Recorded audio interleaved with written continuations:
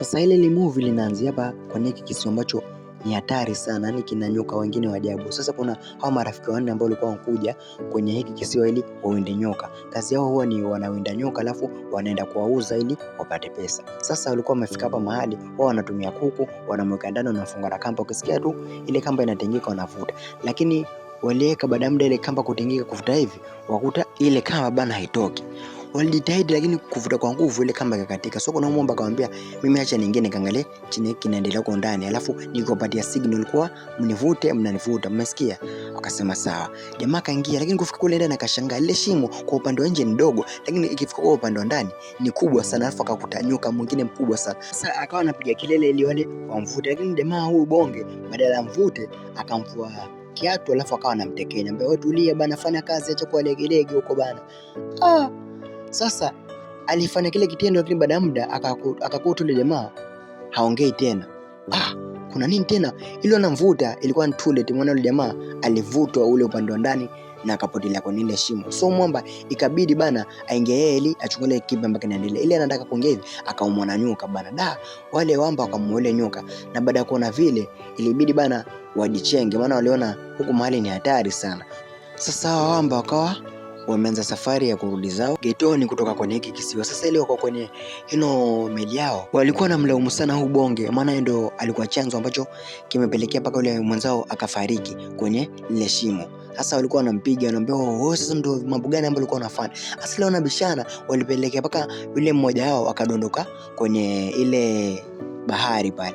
Sasa ile wanataka wamuokoe pale, walishtukia bonge la nyoka ambalo lilikuwa limeanza kuwashambulia na likapita na yule bonge mbaya mbovu na likawa lishammeza bana. Wamba bana hawakuamini kuona kile kitendo ambacho kimetokea. Sasa wakawa wameamua wamshambulie yule nyoka, lakini hawakufua dafu. Yule nyoka aliwamaliza wale wengine wote na kamba kiumo mwingine mmoja. Akana jaribu kumomba msamaha yule nyoka kwa hata wenda tena nyoka amekoma kuanzia leo, lakini yule nyoka alimmeza na akawashamaliza. Lakini chanzo ambacho kimpelekea paka huyo nyoka wakafuata paka huku ni sababu walikuwa wamebahaya mayai ya huyo nyoka.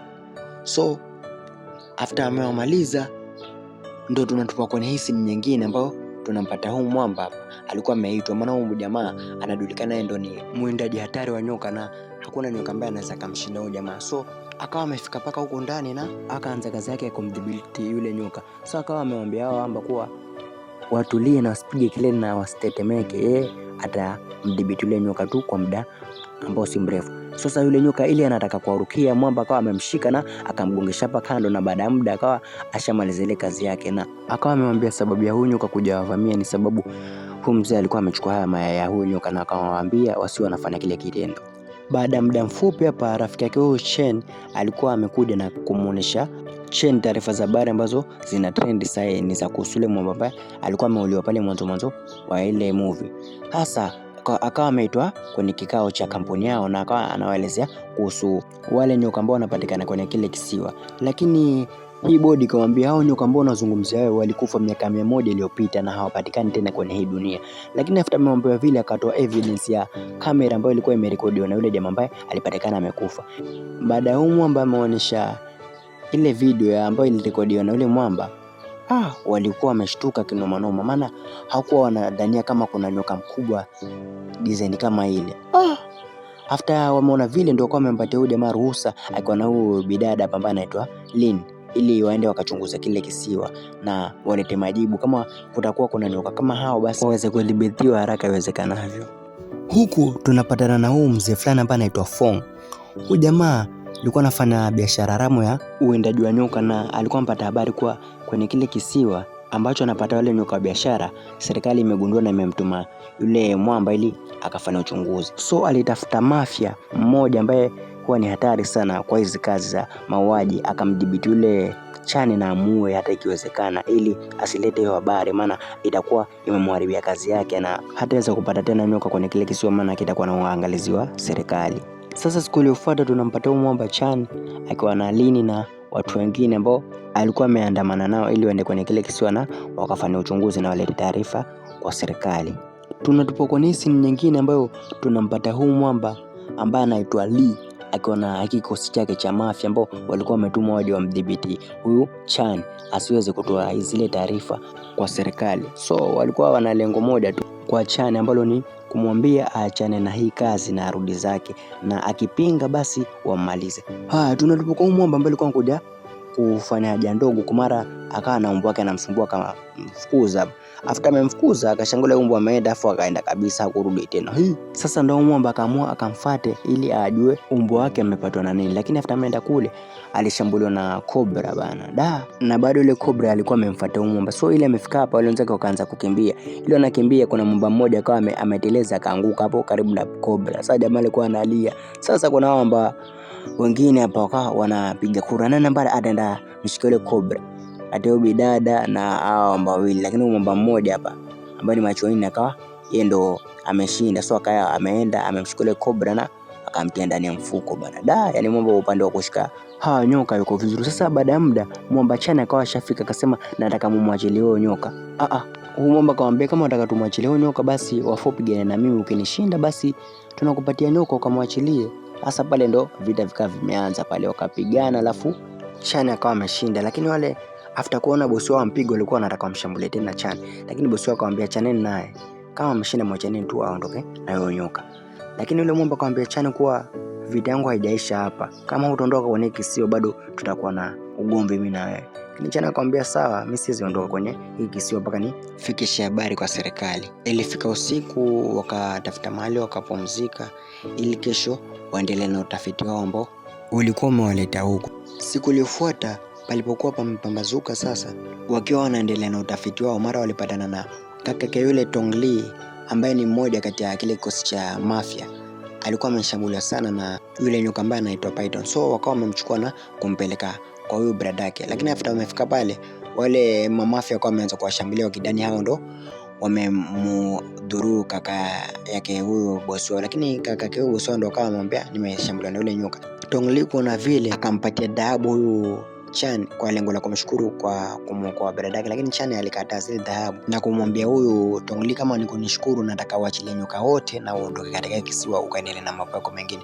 Lakini Tong Li alimuona kama huyu Chan bana ni ibra, ni chizi, ametoroka milembe. Akamwambia hicho kitu hakiwezekani. Sasa wakiwa kwenye gari hapo walikuwa wanajadiliana. Chan akawa anasema kama sasa tumedhibitisha kuwa Python yuko, cha kufanya ni tumpige picha na tupeleke katika ile wizara yetu na tuambie kwa Python yuko. Lakini bidada akakataa akasema hatuwezi chukua picha tu, tunafaa tuchukue yai lake twende nalo huko tukalifanyia utafiti, na kama litakuwa limetotolewa huyo nyoka kae kwenye nchi yetu ili hiyo kivutio cha watalii. Lakini Chan alikataa, maana anajua kabisa kama watatoka tu na yai la huyu Python hata waacha salama, lazima washambulie na wamalize. Ile bado wanagombana, mara Python mwenyewe akapita. So wakawa wanamfuata ili wachukue video ambayo ni kitu ambacho kilikuwa kimewaleta. Ile bado wanamfukuza, mara wakavamiwa na gari fulani hapa ambalo lilikuwa lina wale majambazi ambao ni wa yule Tong Li. Lakini Chan alikuwa shawashambulia na akawa shawaweza. Huku tunaona huyu Leni akawa amemfuata yule Python mpaka kwenye anakuwa, akaenda mpaka kule ndani. Lakini kwa bahati nzuri akawa ashaona yale mayai, akasema kuisha, nishafaulu. Akachukua yai moja na akaamua kutoka nalo kule nje ili asafiri nalo na wale wamba. Sasa ile ametoka huko nje, ile Python akawa anawafuata mbio tena sana. Sasa paka Chan akamuuliza umechukua kitu chochote kutoka wale Python? Bidada akasema hapana, mimi najua umechukua yai lake, lakini unafaa iregeshe, maana huyo Python atatuua. Lakini ile bado anabishana yule bidada. Bidada alichukua kisu na akamwanda huyo mwamba ambaye alikuwa paka, anakwambia mpeleke ile gari ama ni muue. Paka Chan akajiuliza kwani umepatwa na nini wewe leo? Akamwambia wewe peleka gari. Sasa walienda paka after wamefika huko mbele, ndo hapa Chan akajua kweli kuwa yule mwanadada alikuwa ni msaliti na alikuwa anafanya kazi na Tong Li na akawapatia ile yai.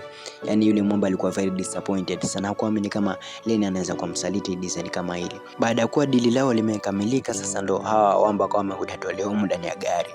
Lakini mwamba Chan after amfika kule nje akamwambia kama hilo yai mtakuwa nalo, hakuna hata mmoja wetu ambaye atatoka akiwa hai kwenye huu msitu. Lakini Tong Li alimwambia acha kujifanya mjuaji, wewe ndio tutakutumia ili tumpate huyo Python, tutataka tumshike tusafiri naye. So waliwafunga kwenye hii container na wakamwagia damu ya wanyama ili yule Python akisikia harufu aje akiingia ndani, wafunge hii container na waondoke naye.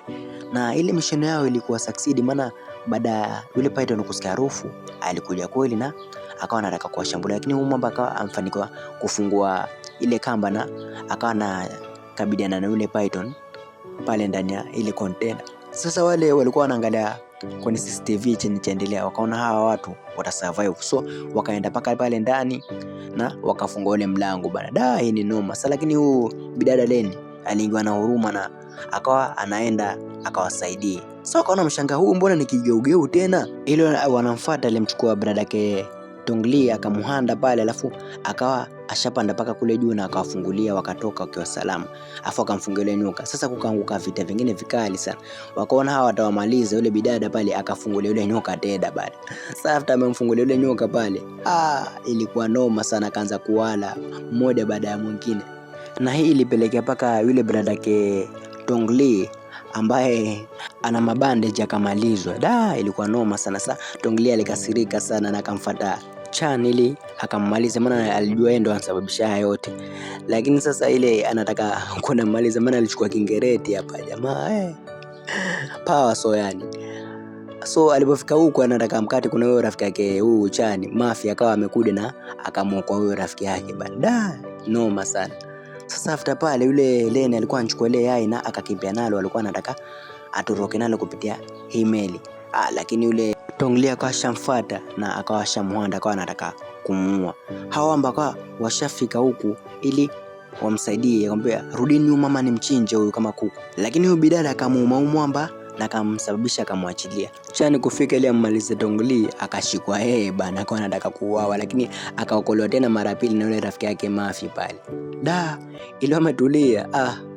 Python mwenyewe akawa shafika nguja fuata yai lake. Jamaa kaona isiwe kesa, akachukua ile yai akawa na mwekea yule Python. Lakini jamaa liliamka tena, ili Tongli likaja pa na kisu linataka limuue yule Python. Python akaona unaleta mchezo, si ndio?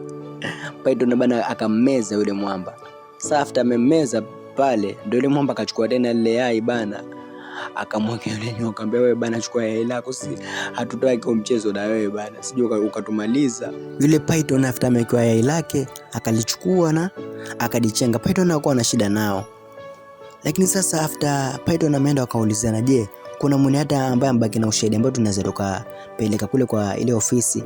Mwamba akasema ndio, ushahidi nimebaki nao, lakini sidhani kama tutaenda nao ushahidi, maana kuna muda, ili ukitaka kitu kiwe salama zaidi yafaa iwe siri. So hata picha pia mimi naitupa, acha tu ibaki kwa siri. Na hapa ndo nakuwa mwisho wa nyama, na imani umeupenda. So tukutane katika video itakayofuata. Mimi naitwa Mr. Now na ni Mr. Now Recap TZ. Goodbye.